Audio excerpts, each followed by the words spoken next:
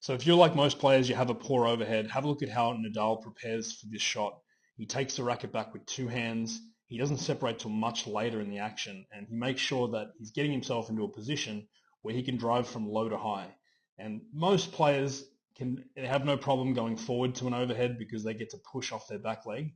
But when you watch Nadal moving backwards for this one, you'll see that number one, he still takes the racket back with two hands, so he's able to coil the upper body, control the racket head. That's very important.